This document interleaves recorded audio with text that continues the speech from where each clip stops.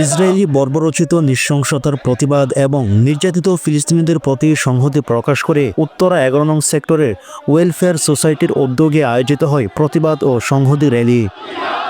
দল মত নির্বিশেষে প্রতিটি পেশা ও প্রতিটি স্তরের মানুষ অংশগ্রহণ করেন এই মিছিলে বিভিন্ন স্লোগানের মাধ্যমে ইসরায়েলের প্রতি জনসাধারণের মাঝে লুকিয়ে থাকা ক্ষোভ ও ক্রোধ প্রকাশ পায়।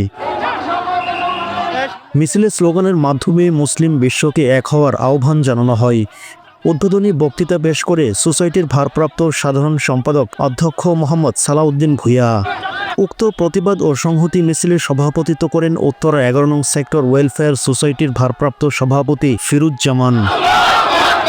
আয়োজিত প্রতিবাদ ও সংহতি র্যালিতে সংহতি জানিয়ে উত্তরা পশ্চিম থানা বিএনপির যুগ্ম আহ্বায়ক আলমগীর হোসেন শিশির এবং স্বেচ্ছাসেবক দল ঢাকা মহানগর উত্তরের সহ সভাপতি পশ্চিম থানার সভাপতি মোস্তফা কামাল হৃদয়ের নেতৃত্বে অংশগ্রহণ করে উত্তরা পশ্চিম থানা বিএনপি সহ সহযোগী সংগঠনের যুবদল, স্বেচ্ছাসেবক দল, শ্রমিক দল এবং ছাত্রদল সহ অন্যান্য বিভিন্ন সংগঠনের নেতৃবৃন্দ।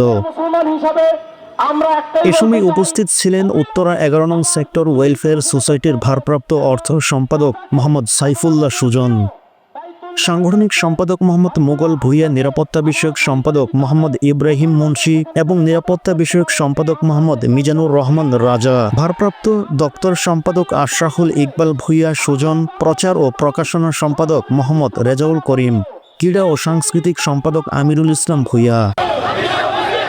এছাড়াও অনেকে আরও গণ্যমান্য ব্যক্তিবর্গ উপস্থিত ছিলেন।